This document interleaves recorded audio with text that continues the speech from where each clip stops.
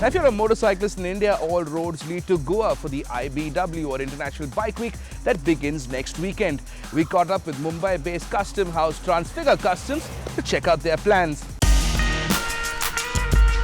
The India Bike Week is around the corner, and we caught up with former Merchant Navy officer Adil Dumasia of Transfigure Customs House for a chat about how he got into the business, about the bikes he's built, and what he's preparing for the IBW 2014.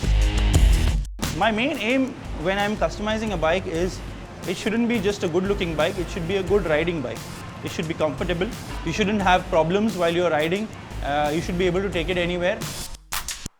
To add to all of the bikes he's built for his clients, Adil also built a beauty for the IBW build-off last year.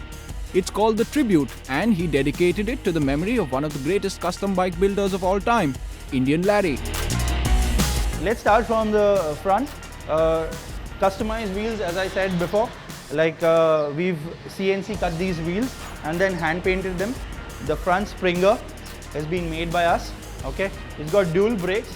Okay, because it's a heavier bike, so we needed more power to to stop the bike. Of course, everything here has been accessories are made out of pure brass. Headlight machined out of pure aluminium and then painted. The whole chassis has been fabricated on a jig, okay? Keeping in mind that it's going to be a twisted rod chassis. The tank, of course, hand fabricated. If you see the tank, this portion, it's the leaf pattern which has been made. It's made out of pure 24 karat Italian gold. And this is also engraved out of metal and then coated with 24 karat pure gold. The same goes for the twisted chassis also. If you feel it, it's rough. And then we lacquer coat it so that the shine of the gold stays.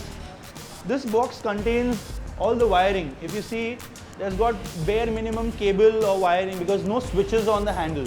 I didn't want any cables to be hanging over here. Clean bike. It's got an internal throttle. The cable goes right from here into the chassis to the carburetor. So it's got an internal throttle. Okay.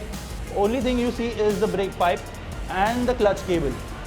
Each time the rear wheel goes over a bump or a speed breaker, each time this thing gets lifted up, the springs open up. So it's a soft tail, so you don't get a jerk.